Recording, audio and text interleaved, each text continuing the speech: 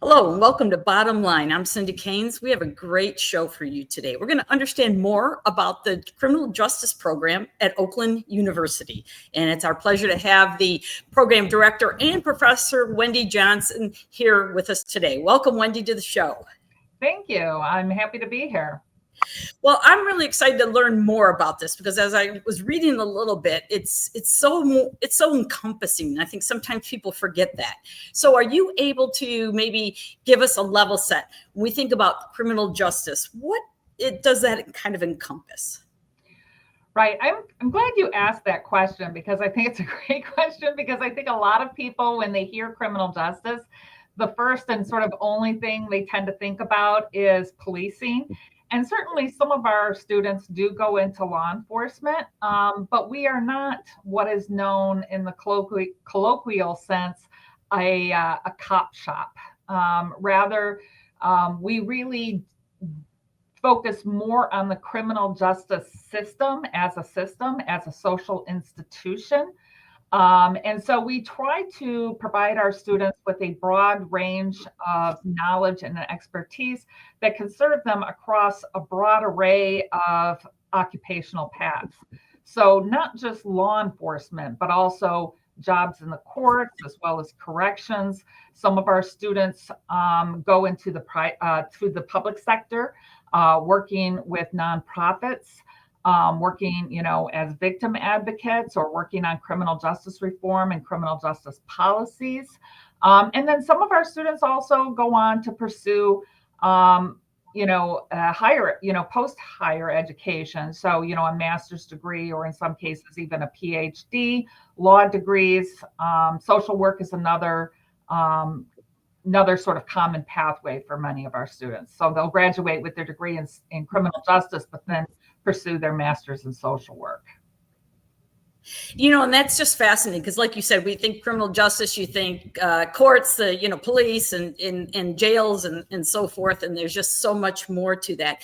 If somebody is watching, they're considering going into a criminal justice, pathway degree, and to get that, I know at Oakland University, there's kind of a three defining features that are part of the learning, interdisciplinary component. An internship is required and also a capstone course. Could you maybe walk us through each of those a little bit? Maybe we'll start with, the interdisciplinary component first to say, what does that mean if somebody's listening and watching to kind of understand what would the degree be like? Right. So, when we think about like our major, I'm going to kind of back up a little bit. So, I mean, they have like their basic classes like intro to CJ and criminological theory.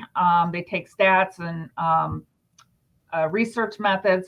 But then, in terms of the core of the criminal justice, they have to take two of our four core classes. So policing, courts, corrections, and then delinquency or juvenile justice. So they can choose any two of those four to count as their core requirement. And then they also have to take two criminal justice electives and then two interdisciplinary electives. So the interdisciplinary electives can be, a broad range of things. It's really because again, it's about allowing students to kind of tailor the criminal justice degree to something that meets their particular interest. And so we offer a broad range of interdisciplinary electives, covering everything from political science to history, I'm trying to think, there's so many of them, but history, political science, philosophy is another one. I've had one student who she is interested in the art world, and she actually did her internship at Meadowbrook Hall. So she's like a double major in art history as well as criminal justice. So there's a lot of different sort of courses that are available to students that they can take that can count as their interdisciplinary elective. It's really about getting them to sort of open up their lens to consider other parts of the world besides just the criminal justice world. And what I find so fascinating is, like you said, being such a wide variety. And of course, thinking about, you walk into that, and if you see all the different areas, cybersecurity, there's fraud investigations, there's law, and there's so many different ones. For instance, if we do look at a few of these to start, to maybe walk through to kind of give individuals an idea of what some of it might encompass. If someone says, you know what, I think I'm interested in cybersecurity, what kind of things might they learn, or what kind of jobs would it prepare them for? So one of the things that we offer is they can do a major in criminal justice with a concentration in cybersecurity. So essentially what they're doing is they're doing a criminal justice major with a minor in cybersecurity, analytics, and management.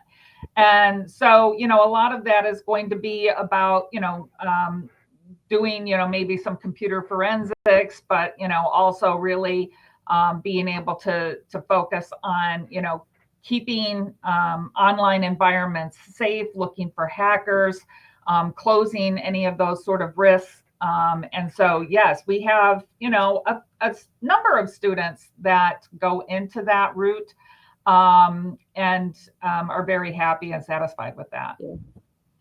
Another one I saw that I found very interesting, because it was one that I didn't think fell under that, but maybe I think as I think through what that might be, is natural resource protection. And I assume that's, it's not quite like an EPA, I assume, but how would that be in part of the criminal justice degree? In terms of that, that's a little bit outside of my scope, to be honest, but like we do look at things like environmental criminology. Right. So, I think it would sort of fall under that kind of umbrella. And I know we've had one of our faculty members, Dr. Teresa Benz, who has actually taken some of our students on what she called her toxic tour. And so this is where students got to go on a bus and actually travel to these sites where there is, pollution, where we can think about things like the Flint water crisis, for example. It would be another great example.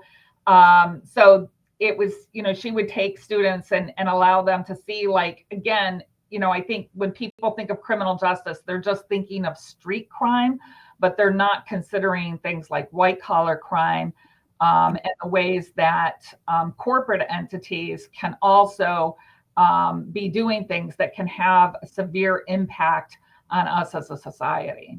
Right. And as we mentioned, and I think that's wonderful too, because that is an interest in an area that we could probably really use oversight in people, not necessarily from a government perspective, but people understanding it, that have been there and seen what the reactions and what something like that can do. Mm-hmm. I'm curious, when we think criminal justice, like we said before, we think police, law, and so forth. Do you find that the majority of people who might come to Oakland University for this, that's kind of where their focus is? Or are there other areas that you? I wouldn't say that is the majority, especially these days. We're getting, like I said, we get a lot of students who come in with ambitions to go to law school. So many of them are, see this as like, this is the first step, and then I'm going to be applying to law school. Some of them may take a gap year. We also get a lot of students that are more interested in taking criminal justice more from a social justice perspective. And so again, many of them are really coming in with an eye towards working for nonprofit agencies. And like I said, many of them will actually be looking to go on to receive, to pursue their master's in social work and become a licensed social counselor. But working with, populations that are, have been impacted by the justice system, by the criminal justice system. So I think those, and then, we do get a lot of students who are also interested in the courts and probation. So I think that's another big area for us. Right. And that's really fascinating that you mentioned, a lot of people want to get into the degree and look at that help in the social sense. And if that's the case, what might be some kind of focus areas specifically for the social side of social justice that they might go into? Because I know you mentioned there's areas to kind of go into some kind of specializations. Right. So probably one of our most popular classes is alcohol, drugs, and society. And we actually do have like a minor or concentration in alcohol and drug studies. And so that's one of the things that they can do. And then we also, I think another area is my delinquency and juvenile justice course that I teach. I know I don't just have criminal justice majors in that class. I tend to draw a lot of students from sociology and social work, as well as psychology, that come into that class. So, all of those. And then, I think, I'm trying to think like, we're really like, it's not really about specializing necessarily. I think that's one of the things that I really want to try to get across today's interview is that, we really are more about not teaching students specific skills like, oh, this is how, you fill out an intake form. This is how you fill out a police report. Rather, it's really more about focusing on these broader transferable skills. So things like problem solving, critical thinking, good communication skills, whether it be oral or written. These are the kinds of things that we're really focusing on. And then, depending, that student may not end up necessarily where they had initially seen themselves. They might fall into something else. They've discovered it maybe, through an assignment that they had in a criminal justice course, or they might discover it through their internship. And suddenly, they're totally interested in a different area. And because we haven't boxed them into this very sort of vocational track, they can take the skills that they've learned and apply it to whatever it is that they ultimately choose to pursue. And I think what you just mentioned there is so key, problem solving, good communication. It doesn't matter what job or what you're doing or what, those two things in itself is something people need to use and do use every single day, no matter what their job is and what they're doing, So like you said, I think building and getting those skills, and then they can transcend those to any kind of job opportunity that they might want or an area they might be interested in. And I could see with a topic such as this and a degree such as criminal justice, you could go in thinking one thing and then find yourself halfway through or later in the courses understanding, saying, no, I think this sounds fascinating, which is wonderful, because that way it provides somebody an opportunity to pursue something they might really have a passion in. Right. And we're constantly having to fight the whole sort of CSI effect, if you will. We get a lot of students who are like, oh, I want to be a forensic investigator. And it's like, well, if you want to be a forensic investigator, there's a number of things. It depends on what kind of forensic investigator you want to be. But if you want to be like a crime scene tech, you're going to have to become a police officer. And they don't really necessarily understand that it starts first by becoming a police officer, and then you can get your specialty once you've entered into the field of policing and law enforcement. Or if they're, more interested in some other sort of specific type of forensics, they can do that by, we're like, you might want to major in biology or chemistry instead. But then we do have some students who will do a double major in criminal justice and accounting and go into forensic accounting. So that's another possibility. But I do feel like our program really does, it really is in line with today's thinking, even among law enforcement. So in 2022, there was a report put out by the Police Executive Research Forum, in which they noted that police training really does need to change. It needs to shift. And what they're really looking for is movement away from treating police training more like boot camps and this very militaristic style to really more focused on adult education. And I feel like, what we're doing here in our criminal justice program really sort of reflects those values and those attitudes that I think leaders in criminal justice really, truly are looking for today. And I think that's really key when you talk about, and people who are looking at this or thinking about, having this kind of a background, is things shift over time. We learn, we evolve, and we understand what approach might work better now than it did 20 years ago or so. So, like you said, at Oakland University, and the criminal justice degree can help build someone with those skill sets and introduce them to so many different areas for them. But I am really glad that you mentioned like the CSI effect or so, because I was going to ask. It's natural, right? Human nature. You see something at TV and like, wow, that looks like it's fun.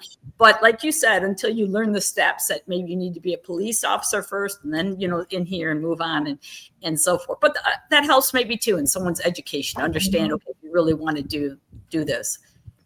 I know one of the areas also is that a student will do an internship. Yes. How, at that point in the degree and in their, schooling, how far would they be to decide where they would do an internship, or are they able to do multiple ones again, kind of get their feet wet to see if maybe they like one area versus another? Yeah, all of our students do take an internship. And so they generally are taking this in their senior year. We have had students who have elected to do, find their own internship, and they may do, multiple internships, as you said. But in terms of within our program, we arrange for each student to do an internship. And again, those internship places can run the gamut. So many of them end up in the courts working with in the probation area, or in the magistrates area, and then others can be embedded within local police agencies, or Michigan State Police is another place. But then we have many of them work with nonprofits and places like Care House in Macomb and Oakland counties, where they serve child victims. And then, I mentioned that other student before where she did her internship at Meadowbrook Hall, because it just happened to perfectly align with her particular interests. And so we do everything we can to try to match what the student's interested in with an appropriate or suitable internship. Whether, they're interested in cybersecurity, we have partnerships with companies that they can do that, private security companies, law enforcement agencies, courts, nonprofits. We do everything we can to try to see that they are going to have a meaningful and good experience with that. And how long is an internship normally? It's an entire semester, and they're generally expected to work 16 hours a week. And there is an academic component to it as well. And so I teach the course over the summer, and then our director of field placement and student support services, Kim Bird, she teaches it during the regular academic year. But, students are, told, like, you have to complete both components. We have some students who, do great on the academic side, but then they don't really show up for their internship. And then we've had students who've gone the other way. But fortunately, most of them, I can say, just this past summer, I had a great group of students, and nobody went off the rails. And so they all did a great job in terms of fulfilling both components. And again, human nature sometimes on some of that. But and I know this won't always be true, but would some internships, especially like you mentioned in their senior year, lead to an opportunity that it could become at some point full time if it works for the company and works for the student? Absolutely. Yes. And so in some cases, the students are actually already working at their internship. And so we do allow them to use their workplace as their internship experience. But they still, of course, have to do the academic component. Yeah.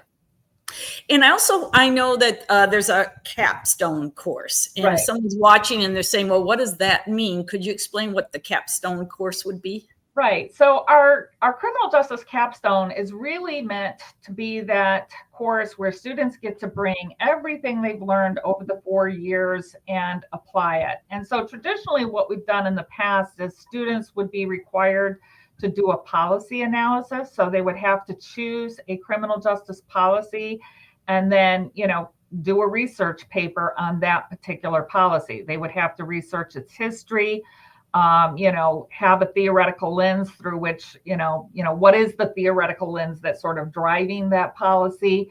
And,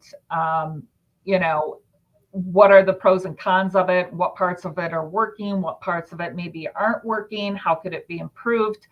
And so that's what we historically have done for the capstone, but we are moving in a new direction and trying to find other ways that students can apply their skills in a way that might be a little bit more interesting and exciting for them.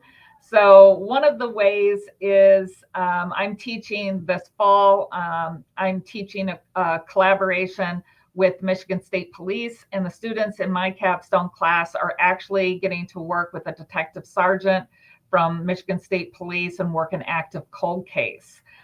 So they're getting, again, to bring those research skills, the theoretical skills, everything that they've learned in their core classes and their electives, bringing that to actually look at this cold case and hopefully provide some avenues for investigation for Detective Sergeant James Plummer so that we can hopefully contribute to getting the case solved. Yeah. And that's fascinating to me because, we all know that there's so many cold cases out there. And what I always find fascinating personally is learning, and there's so much, technology, DNA technology, all this in forensics and genetics and things like that we didn't have 30, 40 years ago. And now being able to solve cases because we can still have the DNA, and that is just amazing. And I think to have these students use their skill set because, of course, a lot of, problems with for cold cases is just not having the people to work on them. Right. So what a wonderful experience to be able to give that to the students and help the Michigan State Police. So right. And we're looking at other things too. So again, Professor Benz is teaching a capstone class this semester, and in her class it's focused more on a debate. So it is still, having to look at criminal justice policies, but they're going to she's got them divided up into teams, into groups, and so they're going to have to choose two policies and then debate the pros and cons of the policies. And then some other things that we've been looking into or trying to explore ways that we could have more sort of service learning type experiences where maybe our students could be doing a capstone where they're working with returning citizens, reentry populations. So, they're getting, that end of it as well. One thing I wanted to ask you as well is I think there are some field trips that perhaps students might go on. Could you maybe describe what a couple of those field trips might be like? Yes, there are a number of school field trips that have been done. So I'd mentioned before Professor Benz's toxic tour. That has been one, but I know Dr. Bird, who's our director of field placement, she has taken students on a number of field trips. So, trips to the courts, trips to the county jail, to the big sort of center that they have like in Macomb County where, they can see all the surveillance cameras and everything. And so that's another one that they've done. I know I just recently did a trip up to the Genesee County Jail that was part of this thing called the Frederick Douglass Project, where it's kind of an inside-outside program where they bring people from the outside to sit down and interact with inmates to be able to sort of gain a greater understanding of what the criminal justice system looks like from the perspective of people who are criminal justice impacted. And so I'm hoping that we can actually arrange one of those trips for our students. And that's amazing in itself because, for the students going into some of these careers, they may have a preconceived notion one way or the other that may say, wow, I didn't know. And yes, this is something I really want to get involved in. Or they could say opposite, you know what, after I've seen or been involved now, I understand better. And maybe it isn't for me, which is good in both ways to be able to, try to do that. Is there any part of the criminal justice area that you find that when students come there and work with you and the other professors and that they're saying, wow, this is new to me. This is something that surprised me? The course that I teach the most often is the delinquency and juvenile justice class. So in the past, I've had students, one of the things they have to do is interview somebody who actually works in the juvenile justice system. So it could be a judge, it could be an attorney, it could be a probation officer, it could be people at care house. So it could be, any number of things.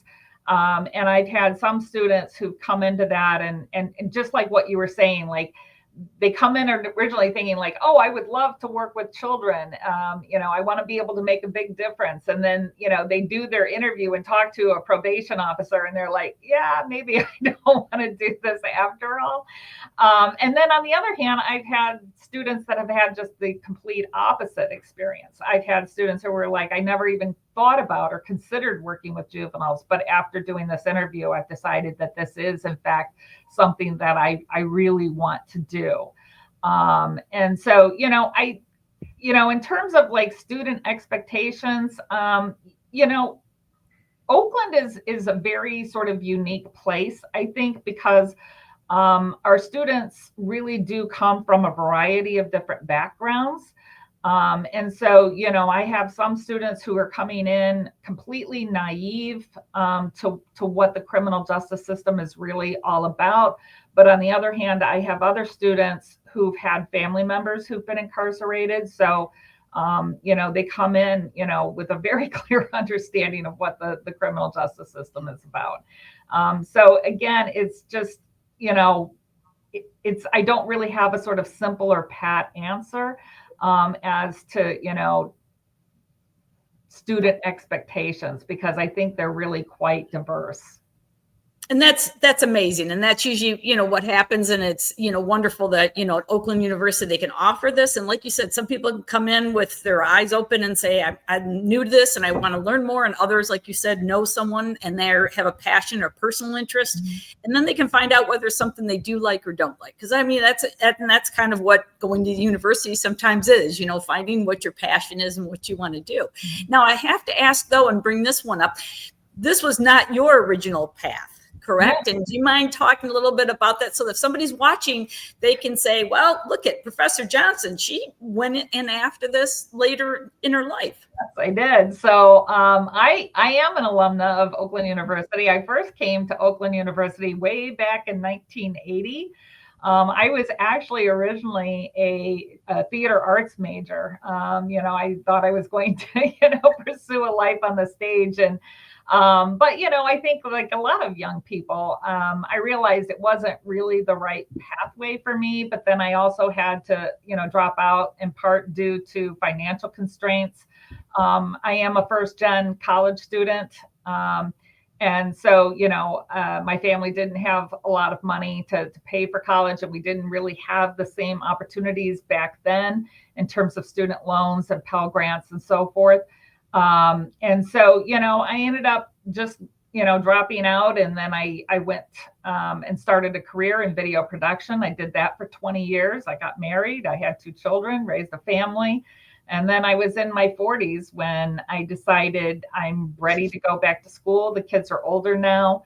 And so we didn't have a criminal justice program at that time. So I always had an interest in CJ, in true crime and things like that, but they didn't have a criminal justice program at the time. So I ended up majoring in sociology.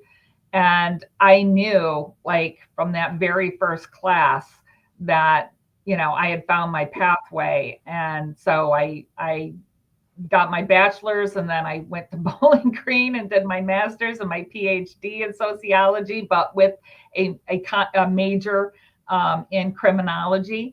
And, it just so happened that when I was on the job market after getting my PhD. Oakland was hiring. And so I just was able to come back around full circle. It was just a happy accident. And I'm happy it worked out that way. Well, we are as well, because Oakland University is lucky to have you.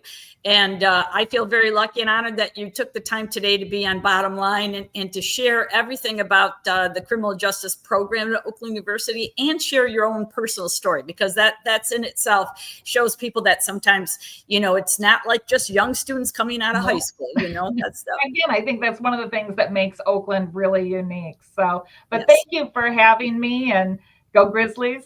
Yeah. Well, thank you. And I want to thank our audience for watching, and thank Dr. Johnson for being with us today. And I wish everyone good luck in finding the right path for your careers. Thanks for watching. I'm Cindy Keynes.